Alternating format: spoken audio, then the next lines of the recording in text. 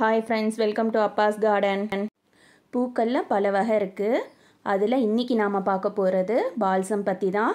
இதோட வளர்ப்பு முறை, இதுக்கு என்ன மாதிரி மண் கலவை ரெடி பண்றது எல்லாத்தையும் பார்த்திரலாம்.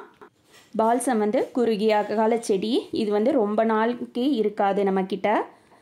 பால்சம் பாத்தீங்கன்னா இதோட சீசன் நம்ம சென்னை கிளைமேட்டுக்கு ஆகஸ்ட்ல இருந்து ஜனவரி பிப்ரவரி வரையிலும் வளர்க்கலாம். இடையில ரொம்ப மழையா இருந்ததுன்னா இதை எடுத்து ஏதாவது ஒரு ஓரமா வச்சு தான் வளர்க்கணும். பால்சமை பொறுத்த வரைக்கும் ஓவர் வெயிலும் கூடாது, ஓவர் மழையும் கூடாது. ஓவர் வெயிலில் கருகி போயிடும் ஃபுல்லாக. மார்ச்லாம் சுத்தமாக பிளான்ட்டே இருக்காது.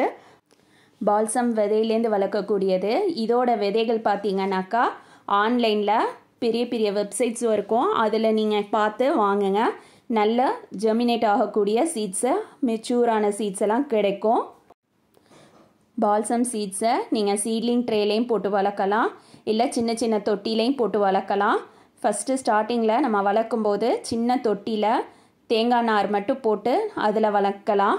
வளர்த்துட்டு அதுக்கப்புறமா கொஞ்சம் வளர்ந்ததுக்கப்புறம் பெரிய தொட்டிக்கு மாற்றணும். நம்ம நார்மலாக சீட்ஸ் போட்டால் 10 நாளில் ஜெர்மினேட் ஆகிடும். ஜெர்மினேட் ஆனதுக்கப்புறமா அது வளர்கிறதுக்கு ஒரு 1 மந்த் எடுத்துக்கும். அந்த நம்ம எதில் போட்டு நம்ம விதை வளர்க்குறோமோ அதுலேயே ஒரு மாதத்துக்கு எந்த டிஸ்டர்ப் பண்ணாமல் அதை வளர்த்துட்டு அதுக்கப்புறமா நம்ம பெரிய தொட்டிக்கு மாற்றணும். பால்சம்க்கு மண் கலவை பார்த்தீங்கன்னாக்கா மண் லூஸாக இருக்கணும். கார்டன் சாயில் எடுத்துக்கோங்க. வெர்மி கம்போஸ்ட் இல்லைனாக்கா கவுடங் மென்யூர் ஏதாவது ஒன்று எடுத்துக்கோங்க. அது கூட ரெட் சாயில் மட்டும் எடுத்துக்கோங்க. சப்போஸ் நீங்கள் ரெட் சாயில் எடுக்கிறீங்கனாக்கா நீங்கள் கார்டன் சாயில் எடுக்க தேவையில்லை, ஏன்னா இதே போதுமாக இருக்கும். கோகோபீட் சேர்க்காதீங்க. பால்சம் பொறுத்த வரைக்கும் அதோட ஸ்டெம் பார்த்தீங்கன்னா கீரைத்தண்டு மாதிரி இருக்கும். பால்சம்க்கு ஆரம்பத்திலே நம்ம மண் கலவையில் உரமெல்லாம் சேர்க்குறதால இடையிலலாம் உரம் கொடுக்கணும்னு அவசியம் கிடையாது. பூ வைக்கிறதுக்கு மட்டும் நாம் தேமோர் கரைசல் இல்லை புளிச்சமோர் இது மாதிரி ஏதாவது ஒன்று தெளித்தா போதும்.